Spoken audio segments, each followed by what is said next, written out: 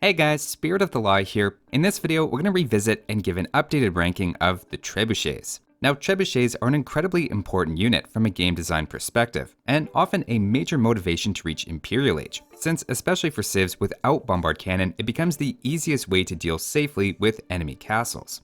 In fact, it seems fitting that the unit is unlocked just as you end the Castle Age, as it's truly the great equalizer, and without them minigames would last much longer.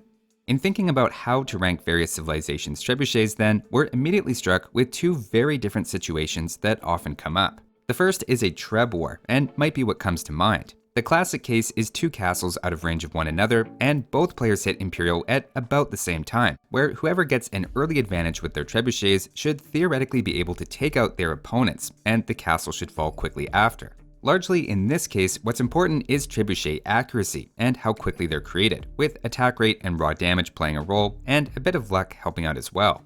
Alternately, we can think about a more ideal situation where you're already winning and trying to destroy someone's town or production buildings quickly. Here, raw damage and mobility matter more than accuracy, as trebuchets are quite accurate against especially large buildings already. Notice that just because a civ has good trebuchets in one context doesn't necessarily mean it translates as well to the other. With that context, the idea for this video is we'll go through the relevant bonuses and techs, put them into perspective compared to a generic trebuchet for reference, and then we'll put it all together with a ranking for Treb wars and a separate ranking for pure wanton-based destruction. We'll start off with what many would consider the king of trebuchet wars, the Britons. There's no doubt their trebs have the highest ceiling thanks to their unique tech Warwolf, which is a reference to what may well be the largest trebuchet ever constructed. Now, an important starting observation is that trebuchets normally have very low accuracy against each other. Allegedly, it's 15% accuracy in the game files, though even missed shots can still hit especially large targets, and in practice, it ends up being more like 25% of shots that land, with about 1 out of every 8 supposedly misaimed shots landing close enough they're counted as hits anyway. The exact number of stray shots that hit depend on the size of what they're aiming at, but that's what it works out to against other trebuchets, which are fairly large. After their unique tech Warwolf for 800 wood and 400 gold, Briton trebuchets acquire 100% accuracy against units, as well as a blast radius, though that's not really our focus in this case, as it's mostly just useful against clumps of units. Having 100% accuracy against other trebuchets means they automatically win or at worst tie against a generic civilization in a one-on-one battle. Trebuchets normally take 3 hits to take out, meaning just to tie a generic civ, we need to make 3 very lucky shots in a row, and even outnumbered 3-2, in 10 trials, Britons with Warwolf won 9 of them. The takeaway is, yes, it's an expensive tech, and you don't have it instantly in Imperial Age, but once you get it, even outnumbered, you're almost guaranteed to win any Treb war. The next civilization we'll see is related, but slightly different, and that's the Huns. They have a civ bonus giving them an allegedly 30% accuracy improvement, and while that doesn't sound like a lot, let's see what it really does. Remember, trebuchets have 15% base accuracy, so a bonus giving a 30% improvement could be interpreted as just bringing them up to maybe 20% accuracy. In reality though, that stated 30% improvement is in fact a 35% accuracy improvement added to the base accuracy, bringing it up from 15% to 50%. Of course, again, even their missed shots can still land, so in practice you can expect to get even more than that. Compared to a generic trebuchet hitting about a quarter of their shots at maximum range, that means Huns don't have a 30% improvement, but it would be more accurate to say you can expect 2 shots to land more often than not for every 1 that a generic civ gets. It's not the 100% accuracy of Britons, but the best part is it's a free civ bonus the instant you reach Imperial Age. As one illustration, in a set of 240 one-on-one trebuchet battles against a generic civ, the Hun trebuchet won outright almost 3/4 of the time, lost about a sixth, and had a handful of perfect ties. So far, we've seen the incredible power of better accuracy, but now let's move on to the Celts, who have a bonus for 25% faster firing siege units, including the trebuchet.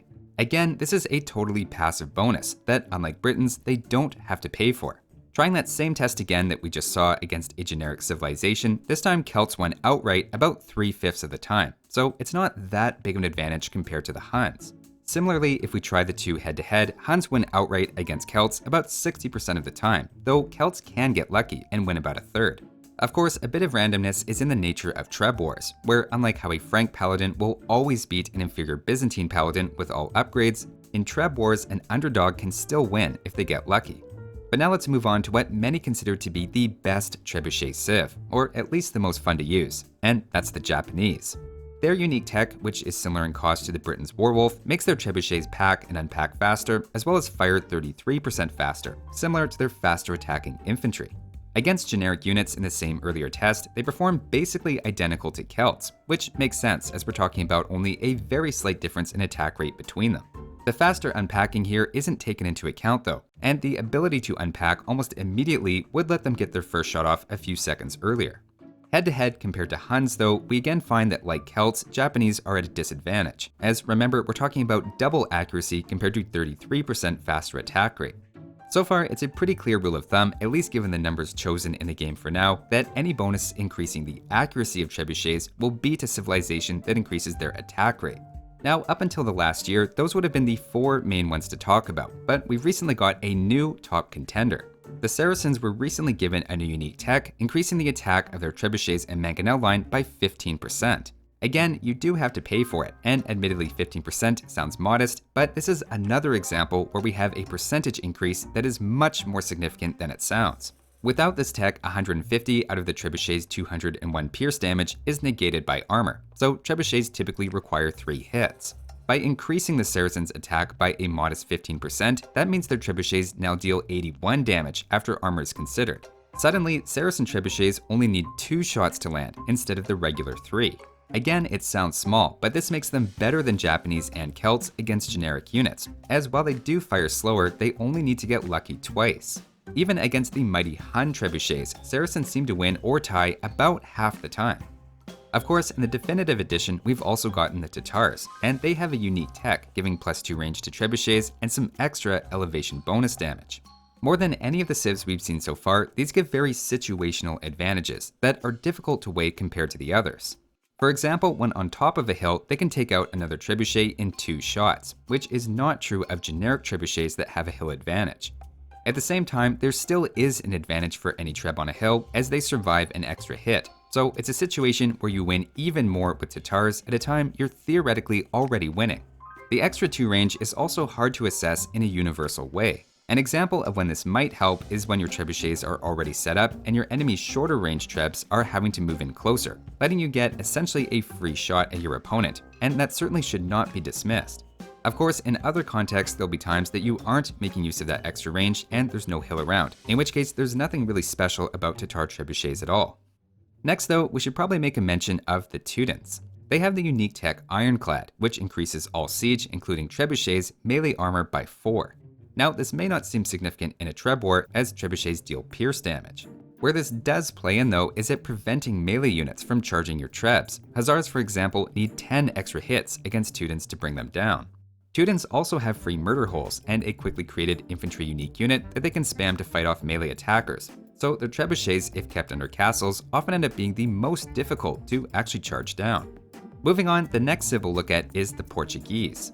Their advantage is their trebuchets cost 40 less gold per unit, and while that can add up, we are sort of stretching the definition of a trebuchet bonus here. To add to that, if we're willing to expand the definition even further, there's quite a few other civs that we should mention. For example, the Vietnamese have free conscription. Not only does that free up castle work time, especially at the start of Imperial, it also means your first trebuchet comes out sooner than anyone else's if you hit Imperial at the same time. Given the importance of snowballing your treb numbers, I see this as a temporary but very significant advantage. In a similar vein, Aztecs create military units 11% faster, and Berbers with a unique tech have 25% faster working castles. Theoretically, Byzantines, Italians, and Malay can also reach Imperial earlier, meaning getting their first trebs out a bit sooner. Some of these indirect bonuses are arguably more important in practice than even a few of the treb techs we've looked at, and I think are worth acknowledging. As a side note, Fuhrer Celtica and Torsion engines don't apply to trebuchets, and the Slavs discount is also specific to the Siege Workshop units. The Koreans unit discount also specifically excludes Siege, so these are not techs and bonuses I've forgotten, they just don't apply. So now that we've seen all the civs bonuses and techs work in isolation, let's try to get to the real question of how they rank head to head. Speaking just about Treb Wars and starting at the top, my top 7 would begin with Huns, given their free extra accuracy. Maybe controversially, I'd put them ahead of Britons at number 2. They undoubtedly have the highest ceiling, but I think it comes a bit later and is expensive to get to. If Huns have already sniped your trebs and destroyed your castles while you're spending 1200 resources and waiting on Warwolf, then I think you might agree. After that, I'd put Saracens, as their ability to take out Trebs in 2 rather than 3 hits removes a lot of the frustration over RNG. As for 4th, I'd put the Celts, as again I like passive bonuses, and against most civilizations, you're just going to win Treb fights more often than you lose.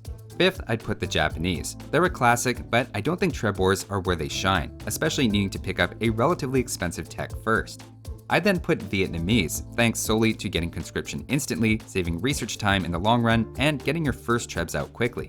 Finally, I'd finish off the top 7 with Tatars, who I think situationally can be very good, but their advantages are less reliable and need to be consciously taken advantage of.